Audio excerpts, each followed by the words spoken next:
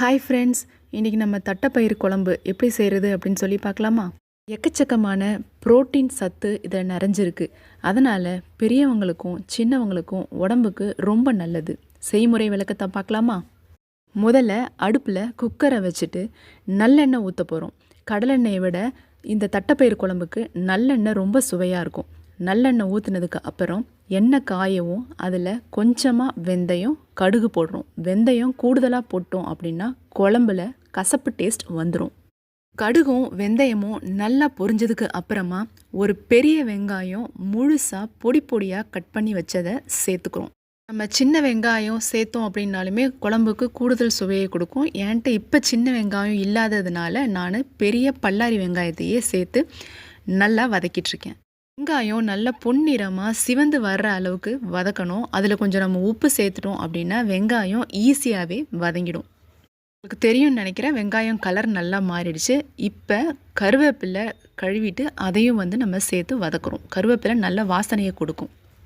தக்காளி நல்ல பெரிய தக்காளியாக ஒரு தக்காளியை சின்னதாக பொடி பொடியாக கட் பண்ணி வச்சுருக்கேன். அதையும் இப்போ நான் சேர்த்து நல்லா வதக்குறேன். தக்காளியோட அளவு அப்படிங்கிறது ஒரு சிலருக்கு புளி பிடிக்காது. புளி நீங்கள் சேர்க்க மாட்டீங்க அப்படின்னா தக்காளியை இன்னும் கூடுதலாக 1க்கு 2 கூட சேர்த்துக்கலாம். நான் புளி சேர்க்க போகிறதுனால ஒரே ஒரு தக்காளியை மட்டும்தான் போட்டிருக்கேன். அதுக்கப்புறமா 2 பச்சை மிளகாயை சின்ன சின்னதாக நறுக்கி அதையும் சேர்க்குறோம். பச்சை மிளகாவும் நல்ல வாசனையும் காரத்தையும் குழம்புக்கு கொடுக்கும். பச்சை மிளகா சேர்த்ததுக்கு அப்புறம் ஒரு தட்டை வச்சு மூடி வச்சிடுறோம். தட்டை வச்சு மூடினா மட்டும்தான் அந்த வெங்காயமும் தக்காளியும் நல்லா குலைவாக வதங்கி ஒரு சேர வரும்.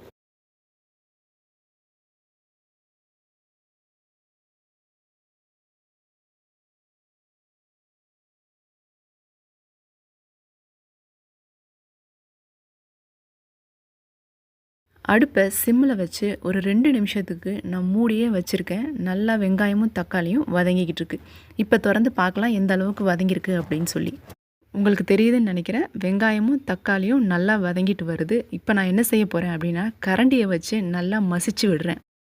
மசிக்க தான் அந்த தக்காளி வெங்காயம் ஜூசி கன்சிஸ்டன்சிக்கு வரும். அந்த ஜூசி கன்சிஸ்டன்சி தான் அந்த குழம்புக்கு டேஸ்ட்டை கொடுக்கும். நம்ம அவசரமாக செஞ்சோம் அப்படின்னா சரியாக வதக்கலை அப்படின்னா அந்த டேஸ்ட் கிடைக்காது.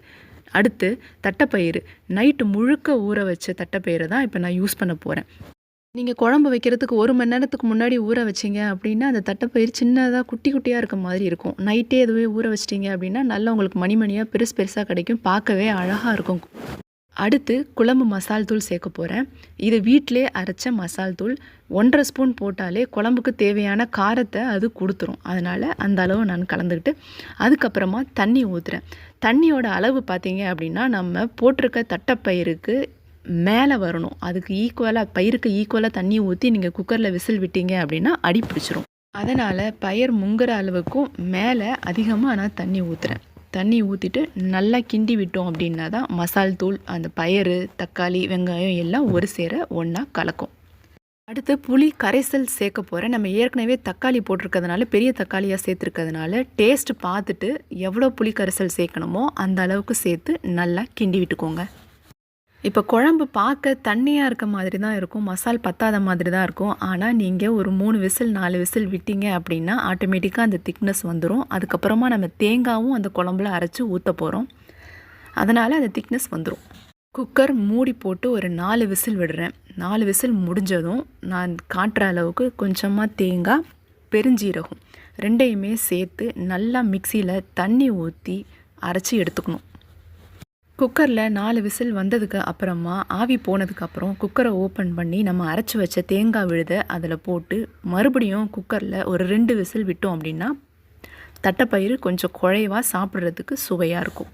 இப்போ குக்கரை திறந்து பார்த்தோம் அப்படின்னா குழம்பு கலர்ஃபுல்லாக நல்லா கொதிச்சிட்ருக்கு பாருங்கள். வாசனையும் கமகமன் வருது, சுவையும் ருசியாக இருக்கும்.